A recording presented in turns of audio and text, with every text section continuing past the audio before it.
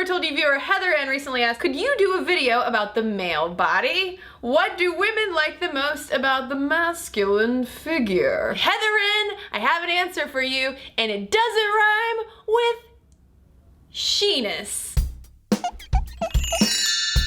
In 2013, a first-of-its-kind study published in the Proceedings of the National Academy of Sciences, which I'm mentioning to prove that this was a real deal Holyfield study, found that the most sexually attractive part of the male body, at least according to the heterosexual female participants, was not the penis, it was the back. Penis size accounted for just 6% of women's overall attractiveness ratings, and men's height came in at only 5%. This was a surprising study finding for researchers, but it might have to do with the fact that, as another study pointed out, quote, the question of whether there is a particular male body type women find attractive has received little attention. And that's probably because a lot of these previous studies failed to even examine the relative attractiveness of that broad-shouldered, narrow-waist, inverted triangle V-back that it turns out women find really attractive. So the long-standing line of thinking has been that body type might not matter so much for women as long as the guy has decent social status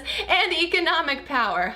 But you know what has received a lot of attention? Studies about the importance of men's height and penis size. Joke's on you, science, because straight women have literally been lusting behind your backs this whole time. So the question then is why that ratio of broad shoulders to narrow waist, aka the V-back, is so doggone sexy. Well, I'm testosterone. I'm sort of like the foreman at a construction site, all right? Because I'm all like, yo, fat, go over here to the torso. Yo, fat, you need to raise up. You need to go up to the shoulders. You need to go to the arms. You need to go to the neck, all right? And then I go to the brain. I'm all like, hey, dude, you need to work out. You need to pump some iron. Make sure you turn that fat into muscle, okay? Because if you get broad shoulders and narrow waist, man, that signals dominance, not only to women, but also to men. Studies have shown, as well as health, which all that adds up to a super sexy back. Boom. Just like that. And according to a 2003 study, broad-shouldered gents are indeed bringing sexy back. Specifically, guys with the highest shoulder-to-hip ratio, aka the broadest V-back, tended to have the earliest age at first masturbation, earliest age at first intercourse,